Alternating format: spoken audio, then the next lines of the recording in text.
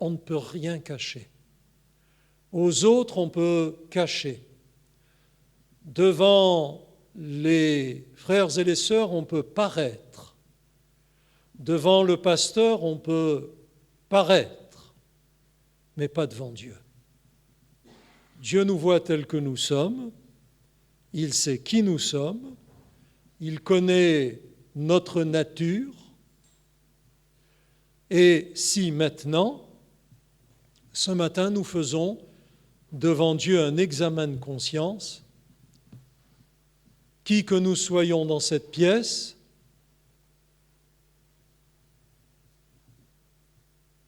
le Saint-Esprit va révéler notre nature pécheresse. Et la parole de Dieu nous l'affirme elle-même. Ce n'est pas simplement Satan. Je vous lis un verset dans la première épître de Jean. La première épître de Jean est adressée à des chrétiens. Et ce verset de Jean 1,10 dit ceci: « Si nous disons que nous n'avons pas de péché, nous faisons Dieu menteur. Et sa parole n'est point en nous. » Si sur le plan spirituel, nous avons de nous une haute opinion, ce n'est pas celle de Dieu. La parole de Dieu nous dit, si nous disons que nous n'avons pas de péché, nous faisons Dieu menteur. Et sa parole n'est point en nous. Donc, de la même manière que, malgré son état, enfant du peuple d'Israël, enfant de Dieu, malgré sa fonction, serviteur de Dieu, souverain sacrificateur, et nous sommes les sacrificateurs du Dieu vivant, nous pouvons tous nous identifier. Malgré sa mission, porter le salut aux autres, eh bien, Josué ne peut pas se présenter devant Dieu tel quel, en tant que tel qu'il est, parce qu'il est accusé par Satan pour et par ses vêtements souillés. De la même manière, Satan, devant Dieu, a beau jeu de nous accuser, même si nous nous comparons à d'autres. Je ne suis quand même pas comme tel frère. Je ne suis quand même pas comme telle sœur. Moi, je n'ai pas tué, je n'ai pas volé, comme disent les gens du monde. Non, quand nous nous présentons devant le Seigneur, nous sommes des pécheurs et des pécheresses. Et ce matin, si nous avons pu louer le Seigneur parce que nous sommes sauvés, c'est par pure grâce. C'est le mystère des mystères de la parole de Dieu. Il a voulu, nous, des pécheurs perdus, nous sauver par grâce. Et c'est là où la grâce va intervenir, parce que dans le texte que nous avons lu, il y a le médiateur, il y a le messager de l'Éternel qui s'est positionné entre Dieu le juge et tout-puissant qui peut décider à tout moment, et l'accusateur qui, lui, n'en démord pas. Dieu lui porte des paroles très dures, un jugement très dur, que l'Éternel te réprime. Et il reste. Et il reste. Quelle audace, quelle rébellion. On comprend qu'il soit condamné pour l'éternité. Mais il ne lâche pas le morceau. Mais entre Dieu et l'enfant de Dieu, il y a le messager de l'Éternel, facilement identifiable à Jésus, parce qu'au verset 4, on voit que c'est lui qui prend l'initiative. Il n'y a plus écrit que c'est l'Éternel qui dit. Et on voit, dans ce verset 4, l'identification entre le messager de Dieu, le médiateur, et la parole.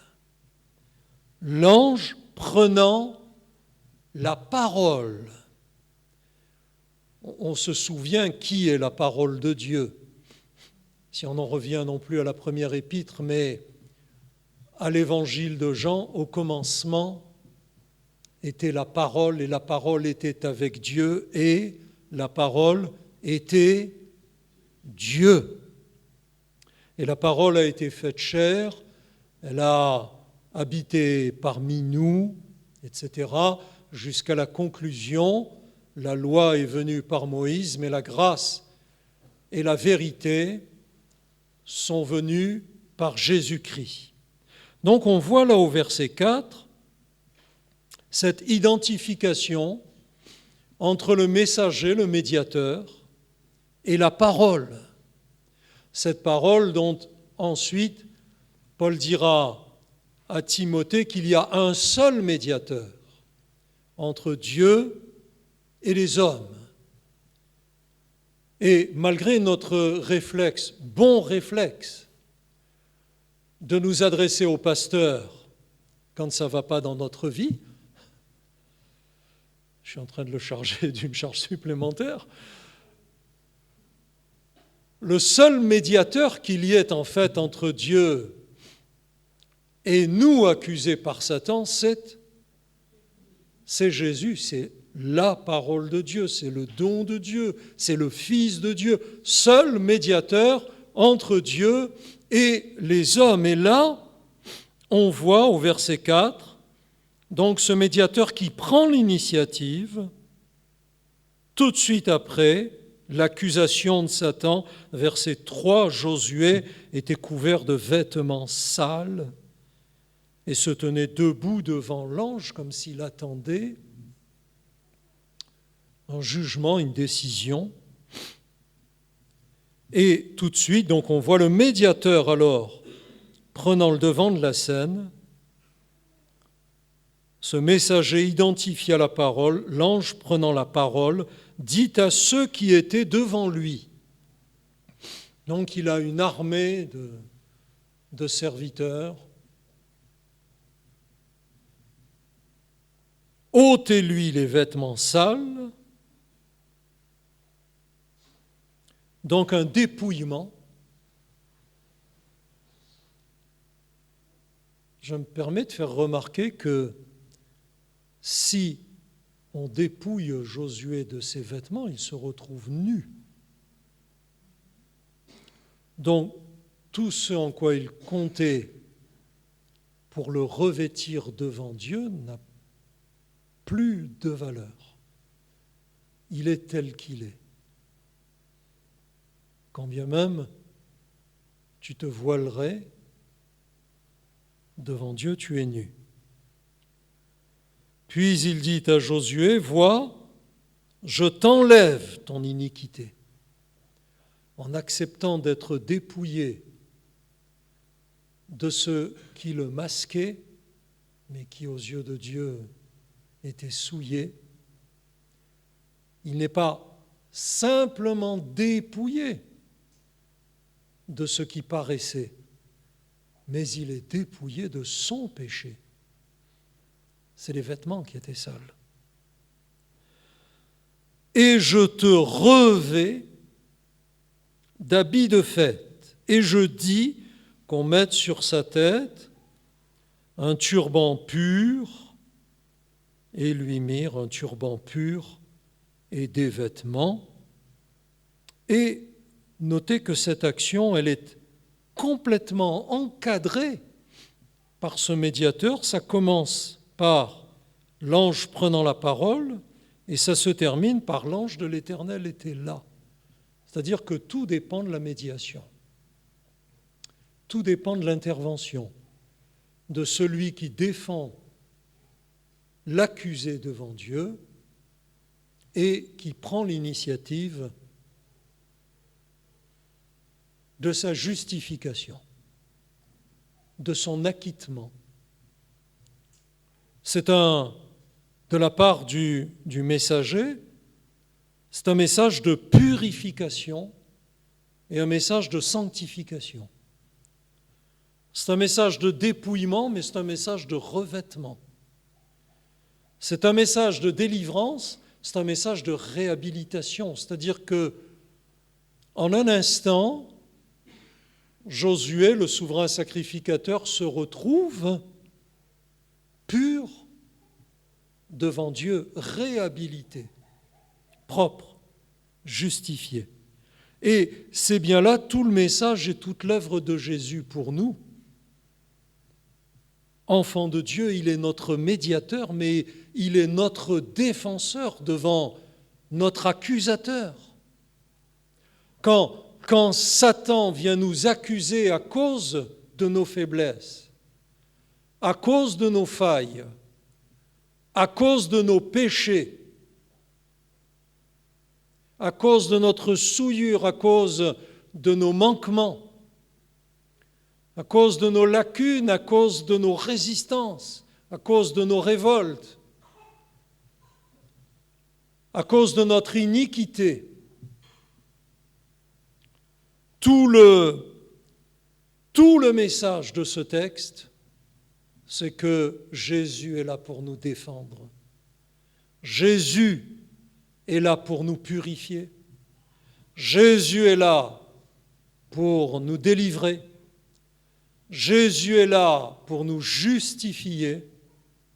Jésus est là pour nous réhabiliter devant Dieu. Devant Dieu. Béni soit le Seigneur. C'est bien là tout le message de l'Évangile, parce que devant Dieu sur la croix, Jésus a fait la purification des péchés. Jésus a fait la purification de tous les péchés sur la croix. Devant Dieu sur la croix, Jésus s'est dépouillé de sa gloire. Si nous approfondissions les textes des évangiles qui parlent de cette journée terrible où Jésus a été crucifié, je sais que ça choque notre pruderie, mais ça correspond bien ce qui est écrit aux mœurs des Romains quand ils exécutaient un condamné par la crucifixion, ils le crucifiaient nu. Or, les soldats ont dépouillé Jésus de ses vêtements et les ont partagés par tirage au sort. Vous vous souvenez? Jésus s'est dépouillé. Il a été fait péché. Le péché a été vu péché pour nous. On comprend que Dieu se soit séparé et que Jésus ait dit « Pourquoi m'as-tu abandonné ?» Devant Dieu, sur la croix, Jésus a payé le prix de notre délivrance et de notre rédemption. Et c'est bien là toute l'œuvre. Et alors on comprend pourquoi le médiateur dit à l'accusé « Maintenant que tu es dépouillé, eh bien je te revais. » Et il n'y a pas écrit d'habit de souverain sacrificateur. Il y a écrit « Je te revais d'habit de fête ». Parce que d'être dépouillé du péché par Jésus et d'être revêtu par sa propre justification devant Dieu, mais ça devrait faire réaliser en nous, produire en nous une louange insubmersible, une louange incontrôlable. Comme notre louange est pauvre devant Dieu, ne croyez-vous pas?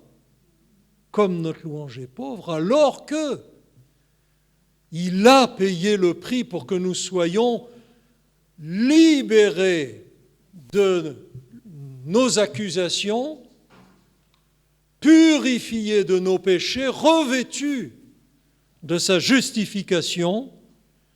Ce devrait être la fête. La louange, c'est la fête. La louange, ce n'est pas la liturgie. La louange, ce n'est pas à jour fixe et à heure fixe. D'autres qui nous incite à la louange, au chant, à l'adoration exprimée. J'aime bien l'adoration intérieure, mais Dieu aime bien l'adoration exprimée. Donc, on voit toute cette œuvre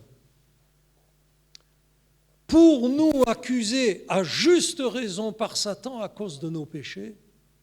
On voit toute cette œuvre de dépouillement, de revêtement, de délivrance, de justification par le médiateur que Dieu nous a donné, sa propre parole, Jésus-Christ. Béni soit le Seigneur. Et en nous, cela devrait faire monter, comme dans les cuves où il y a du vin nouveau, un bouillonnement de joie. Béni soit le Seigneur. Et cependant, ce n'est pas une obligation. Toujours Dieu respectera notre libre arbitre, que nous soyons croyants ou pas. Ça reste un choix. Ça reste un choix.